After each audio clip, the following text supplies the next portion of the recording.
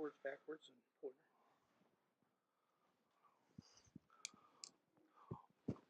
Well, good morning. As I was introduced, my name is Brian Kerwin. I'm the state economist with the NRCS State Office in Champaign, Illinois, and I appreciate the opportunity to come down and visit with you a little bit today.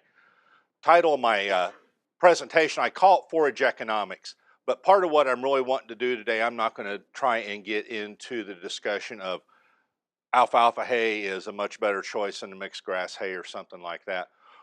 Rather, what I'm going to try and do is try and get you to think about how we can improve the economics of our forage production. Are there some different management things that we can do?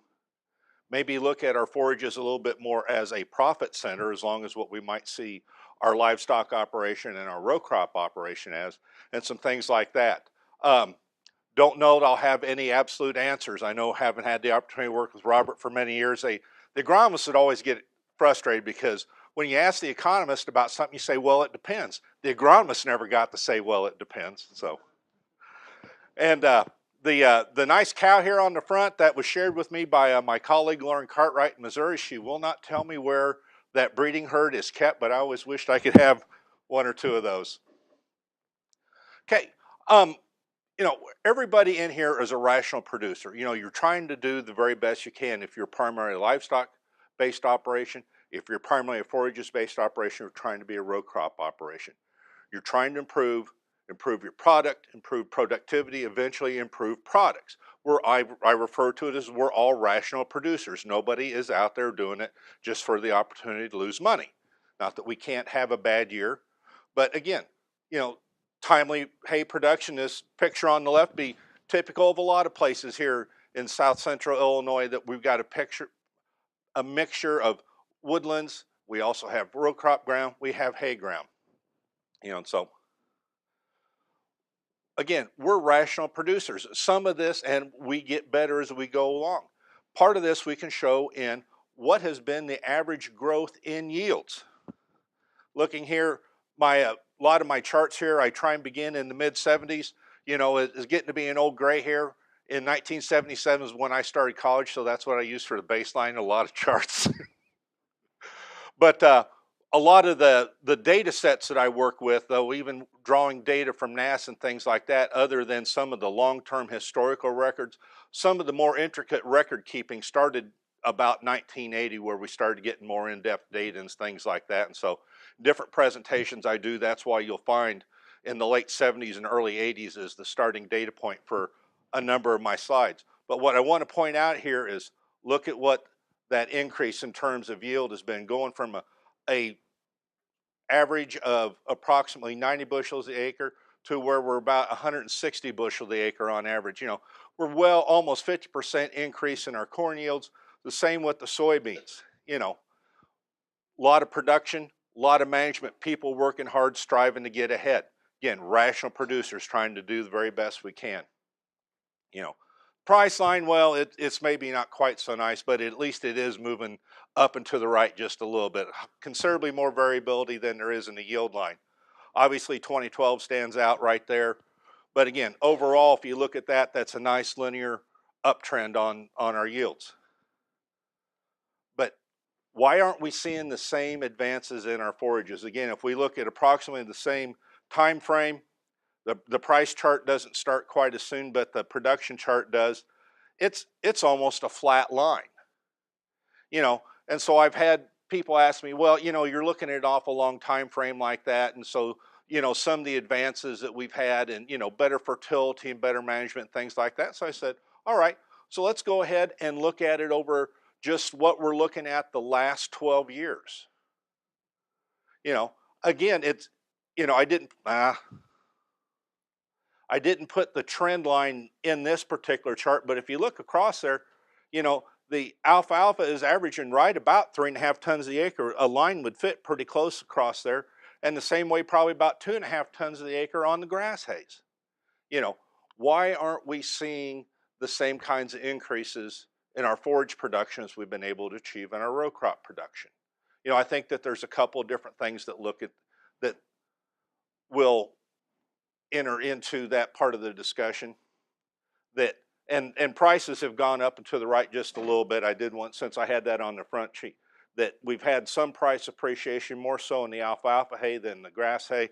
I don't have this year's prices, but from what I understand, we should be seeing an uptick into the right on the prices this year, especially for high quality alfalfa hay, because there's been more of a shortage of some of that. But, and I don't know what all the production problems were from last summer, but from what's been related to me secondhand, that there's just less available quality forages that's out there for sale this year. So would see that. Couple of things that might be affecting why that line hasn't changed as much as it has. If you look at what's happened over the last 30 years, what have we seen in terms of acreage and acreage shifts in Illinois? More acres to row crops, right? More acres in corn, more acres in beans. We still have some wheat, especially south of Interstate 70. It's still a mainstay here. But as more and more of that acreage got converted to row crops, what do you think happened to our remaining hay acreage? Is it maybe as productive? Sometimes yes, sometimes no.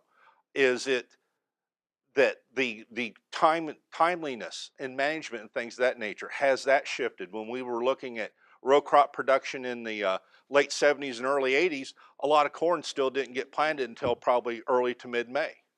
You know, now we're looking at early to mid-April on a lot of corn planting. I mean, we've seen a great progression of some things like that, but the growth habitat of some of the forages haven't changed that much. They still are looking at probably late April, early May for some of the earliest cuttings, some things like that. So is that part of the reason our yields have remained a little bit flat? I wish I had the absolute answer for that, but that might be something to reflect on as you're thinking about your own hay production.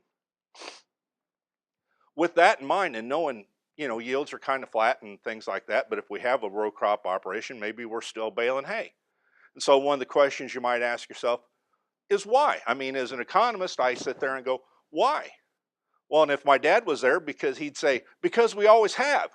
You know, we had cows when I was growing up, and cow-calf operation, it was just expected that we would go out somewhere and start baling hay because we knew we were going to have forages for later on in late summer and carry the animals through the winter.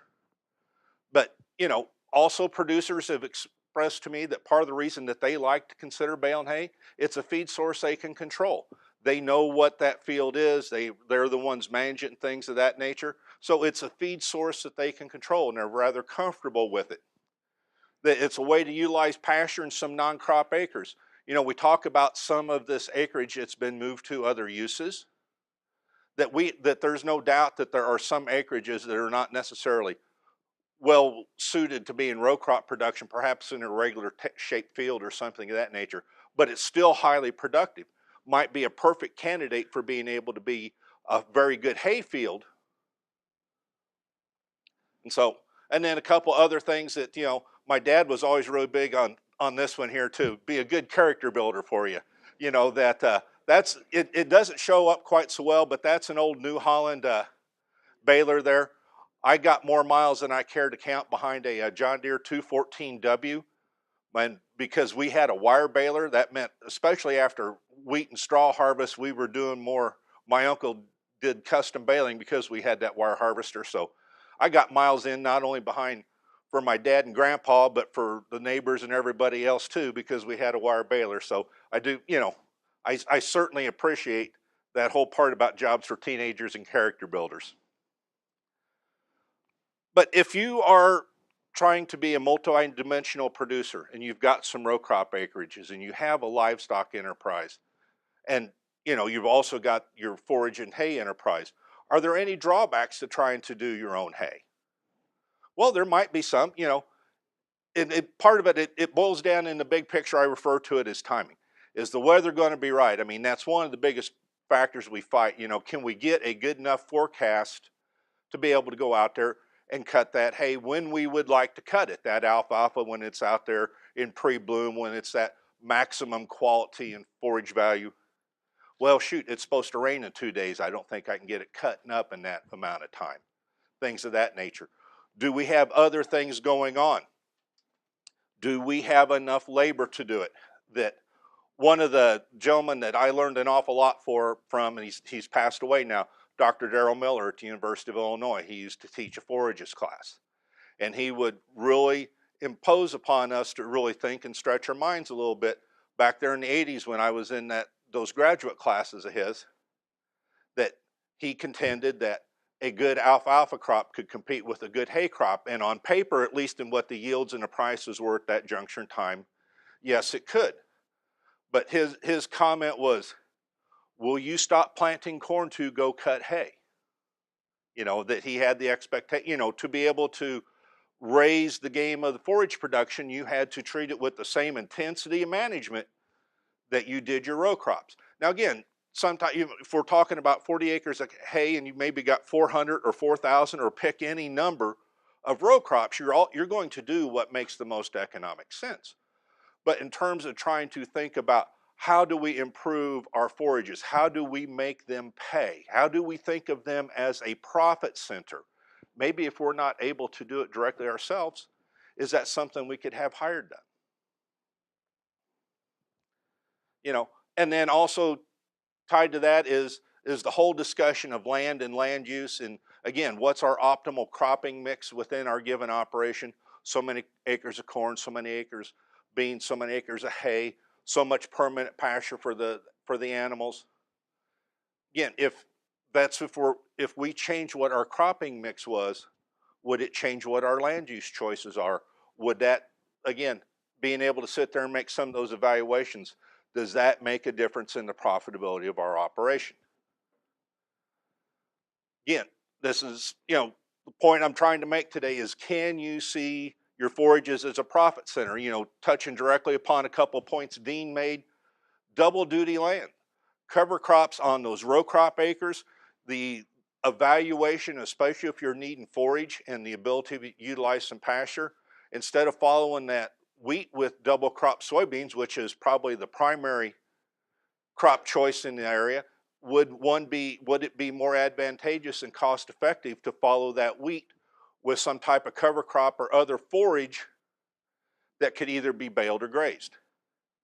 That the idea of rotational pasture, instead of turning, you know, that this is a topic more along Travis or Roger's line, you know, how much rotational pasture? I mean, we all realize that turning just the animals into one open area is probably not going to be really efficient, but should I have 4 paddocks or 40 paddocks? Again, that gets way beyond what I can deal with, but it's just, again, trying to make producers and landowners think what would be the optimal selection there. You know, so I guess long lead up to the idea of maybe buying hay. Okay, again, for a lot of producers that comes as like, really? Why would I buy hay? Because, you know, we go back a couple slides, we've always baled hay, right? And so, but if but thinking that through, and I'm not saying everybody should give up hay production, please don't understand, but I'm trying to bring up some topics I'd like for you to think through a little bit. If you did that, what kind of changes could that make to your operation, both in times, labor availability? Would it make a difference in all of a sudden what some of your cropping rotation choices might be? Would it make a difference in what your herd size could be? Things of that nature.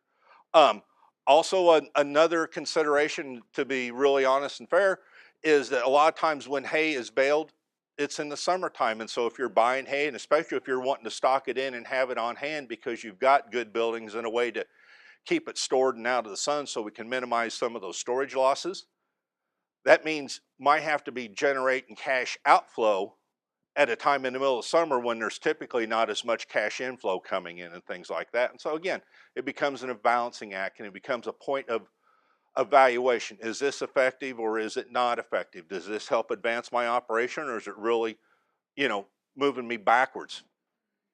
So I'm not the one that can answer that question directly, but again, I believe it's an important point to be thinking about and to give thought to. You know, so which option is the best? It depends, Robert.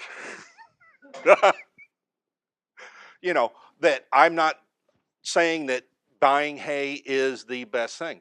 Part of what you have to do to be able to make an appropriate evaluation is say, well, what's it really costing me to make hay? You know, if it's costing a producer $100 to a ton to make their own hay, and they can buy equivalent hay for $60 a ton. Might that be more cost effective to be buying, again, holding all things equal, same quality and things of that nature? Might be a consideration. Again, a lot of it goes back to a point of importance, and it doesn't necessarily have a dollar value, but it is certainly valuable, and I fully recognize it. Goes back to that point of control. This is an input that I can control. I know how I fertilize that parcel. I know how it's managed. I know how I take care of it. It's close to home where I can get hay to and from there relatively quickly. Those are important considerations, and I would not minimize them in any way. And those may outweigh what looks to be an economic gain on paper. And so from that perspective, there is no wrong answer, at least the way that I see it. Now, what I would like to pull up here right quick and see if I can. Yeah, because this is your, yeah, some Mac. Oh, sorry. If you could, if you could pull that spreadsheet up. There we go. That's good enough right there, and I can just scroll. There we go. Thank you. To help try and answer some of those questions, do what if analysis for y'all can do it sitting there in your living room. We've developed a web-based Excel tool to help be able to do some of that. Well, I simply refer to it as our hay production versus hay purchase decision support tool. And I emphasize the word support tool because it's not going to make an absolute answer, but what we've tried to do with that is to be able to put it together in an easy to use form so that you can look at some of these different economic factors and be able to weigh them and help make you feel more comfortable with the decision you've made for your operation. We have got this broken down into a couple different parts. One that we have, there we go, an example just strictly with alfalfa costs. It doesn't show up all the way here on the screen, but that's all right. What we have is a high production and an average production scenario with some of the associated costs that have been related to us. And then over here to the right, if I can drag, maybe. Oh, there we go. Then on the spreadsheets that I develop, I put colored cells in to where producers can put their own numbers in. And so everybody has different costs and things of that nature, so you can put in your own rent costs, fertilizer, what it costs for mowing and things of that nature, and it will calculate what those costs per ton are.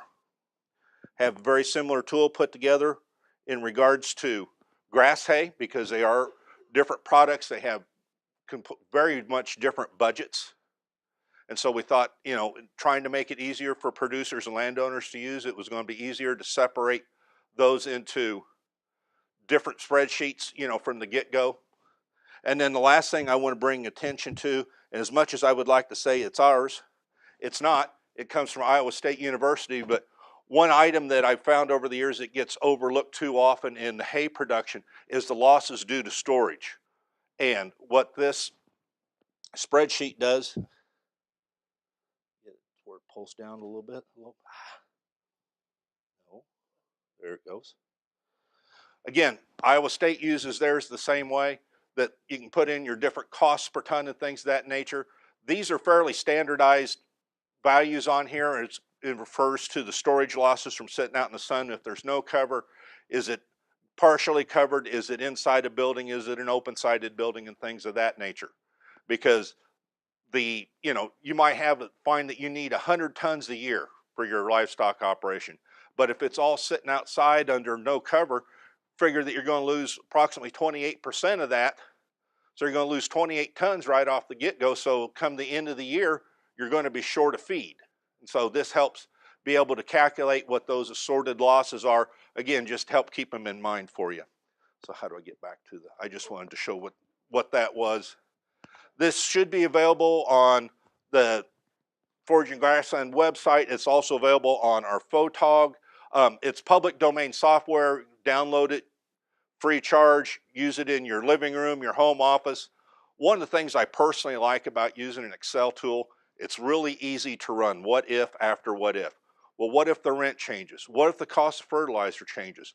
What if, because of this increased management, I'm actually able to raise my production from 4 tons to 6 tons of the acre, or whatever that it is, and you can then see what the associated changes and costs are. Thank you.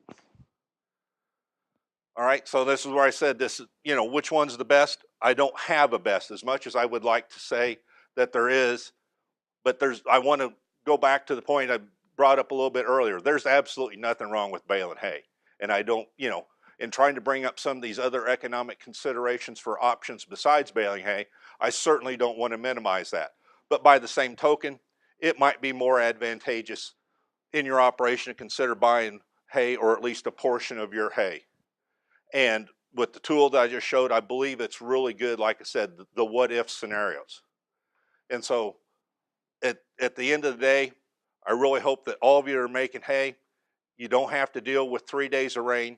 You get a perfect cut and it goes up every time, and you don't ever find yourself hanging out in the rain with the economist. Because you can't really tell, but Mrs. Kerwin is not smiling at all. And so, with that being said, if anybody has any questions, yes, sir. What was the average cost of production of grass hay on your chart? I don't know. Oh, no, but I can see if I can find it back here on that chart.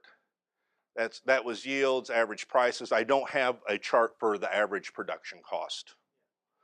And without sitting there trying to look it up, I don't know what it is just off the top of my head. Again, part of it is you get into so many differences, especially on grass hay versus alfalfa hay, because at least it's been my experience and what's been relayed to me, the alfalfa hay, especially pure stands, are on the more highly productive ground, oftentimes will compete with corn and soybeans, in a row crop setting, whereas oftentimes some of the grass hay fields are not as productive. It's not that they're still not good, but by way of comparison, is a 200-acre rent on a cornfield versus a $60 or $70 an acre rent on a grass field. And so that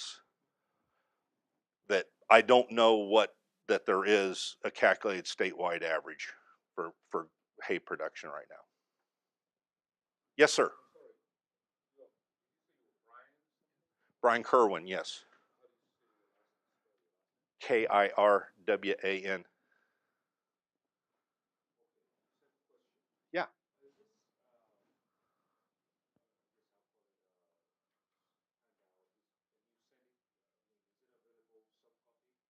Oh, yes.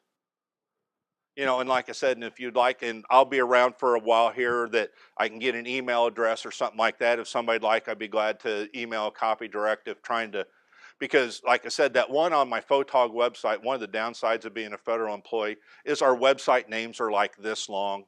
And so sometimes it's easier to send a copy, or I would, say just go and Google hay production tool, and it tends to pop it up. You had a question, sir? On your choices of hay, a producer, usually dairy, the advantage or another advantage of buying the hay, they can buy what they need for the ration rather than having to feed what they raise. True. Sometimes they can raise what they need, Mm-hmm. but sometimes they can't because the weather's delayed. Right. Point well taken. Yes, ma'am. You said 160 bushels was the average corn yield, but you didn't say what the average bean yield. Oh, I'd have to go back to.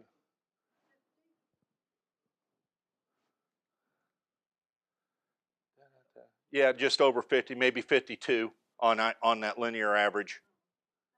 Yes, ma'am. Can you just go back to your last page where your contact information was and everything? Sure. Oh.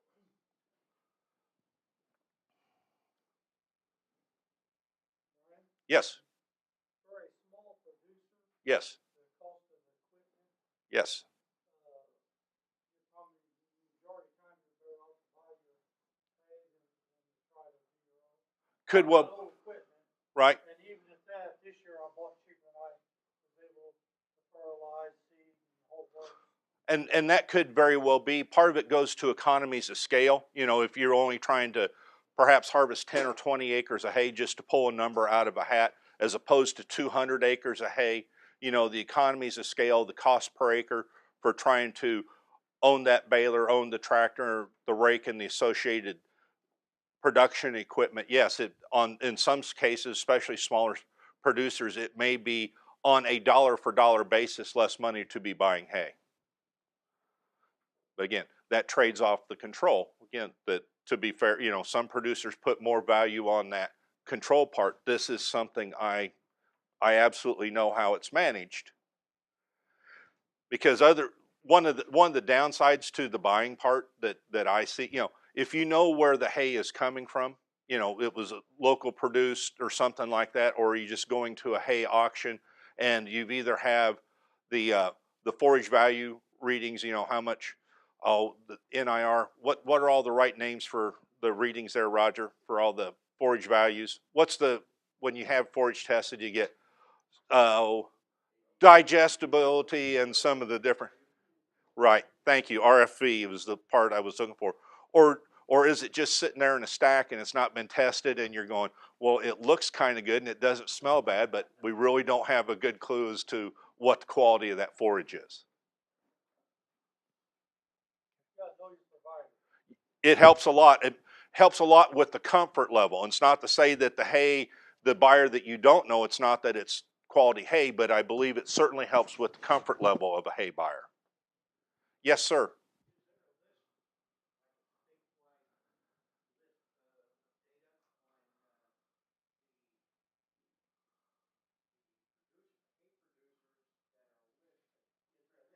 There used to be an Illinois hay directory, but I do not know if that is still active or not. That might be a Travis.